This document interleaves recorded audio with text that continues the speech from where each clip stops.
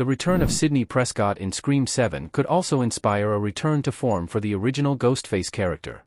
Since the original Scream first premiered back in December of 1996 and became an instant horror classic, the franchise has seen a total of 4 installments directed by iconic horror director Wes Craven. Sidney, played by Neve Campbell, has appeared in the first 5 Scream movies including 2022's Scream, which was the first film of the franchise that was not directed by Craven.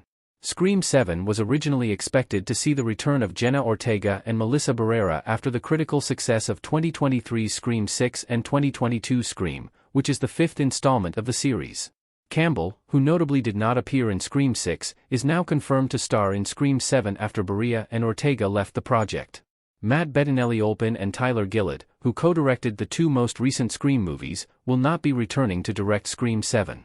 Instead, Kevin Williamson, who wrote the screenplay for the original film, is the director of Scream 7. Sidney's Scream 7 role hints the franchise will return to making Ghostface target her family.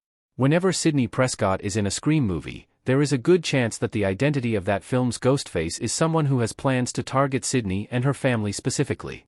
The first 4 Ghostface in the original movies either had some type of vendetta against Sidney and her family, or the killers were actually related to her, a trend that admittedly got a little old.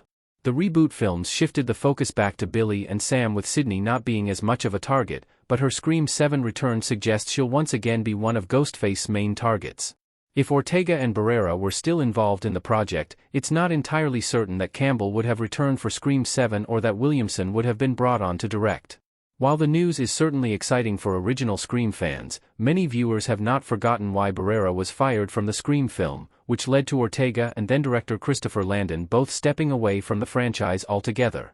Due to the atypical circumstances surrounding the horror franchise, Campbell's return might not be enough to satisfy some outraged fans. Ghostface targeting Sidney's family again is even riskier after her reboot movie changes. Whatever plot Scream 7 ends up following, it will more than likely place Sidney directly at the center of it, meaning that her entire family, including her young children, could get involved in the latest Ghostface plans.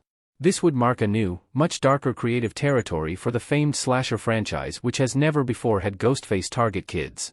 There are certainly ways to work around this in Scream 7, but with both Campbell and Williamson the main assets of the franchise once again, the 7th installment could go to more darker places than it has never gone before.